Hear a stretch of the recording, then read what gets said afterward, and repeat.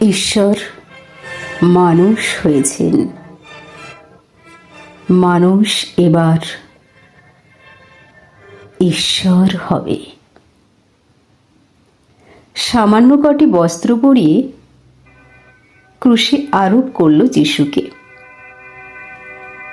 চারটে সৈন্য যারা তদারক করছিল তারা বসল যিশুর পোশাক নিয়ে ভাগাভাগি করতে। কেউ নিল বহির্বাস, কেউ কোমরবন্ধ, কেউ পাগড়ি, কেউ জুতো। কিন্তু জামা, গায়ের জামাটা কে নেবে? কি সুন্দর জামাটা! এক ফুট সেলাই নেই কোথাও, সমস্তটা একসঙ্গে বুনে তোলা। বুঝি ওর মার তৈরি। কিন্তু এটা তো ছিঁড়ে 4 ভাগ করা যাবে না। এসো আমরা জো খেলি, দেখি কার বরাত খোলে। যিশু নিদারুণ যন্ত্রণায় বিদ্ধ হচ্ছেন, আর তাঁরই ক্রুশের নিচে বসে জো খেলছে সৈন্যরা। নিপীড়িত মানুষের মধ্যে কাঁদছেন ঈশ্বর।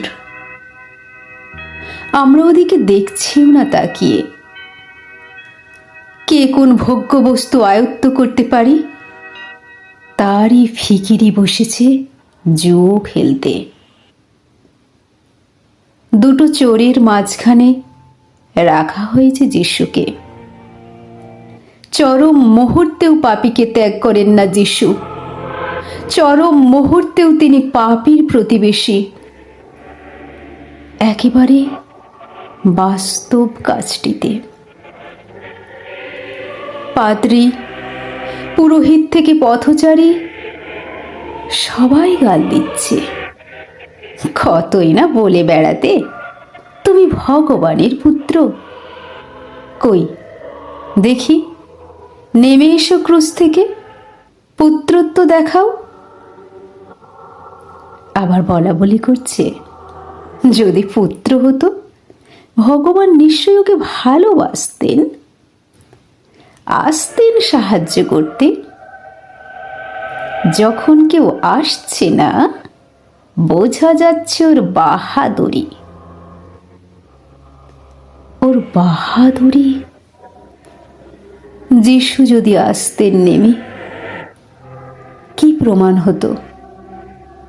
প্রমাণ হতো ঈশ্বর প্রেম ক্রুশ পর্যন্ত যেতে পারে।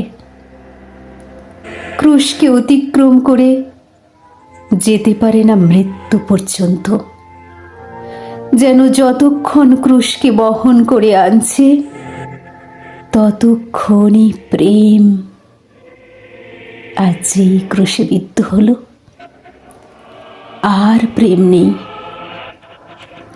যেন প্রেমের কোথাও টানা যায় সীমারেখা, বলা যায় এতটুকু, এত দূর, এই অবধি।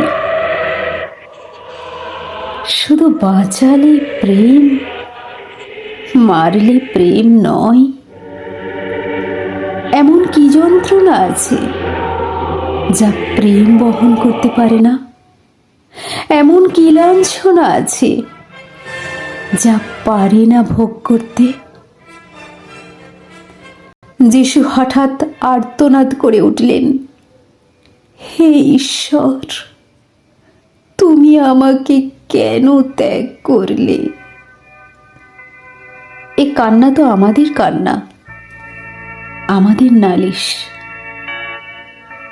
যিশু যদি যন্ত্রণার মধ্যে প্রসন্ন চিত্তে বিদায় নিতেন নীরবে, তাহলে মনে হতো তিনি বুঝি আমাদের নন। ঈশ্বর হয়ে তিনিও ছেড়ে গিয়েছেন আমাদের।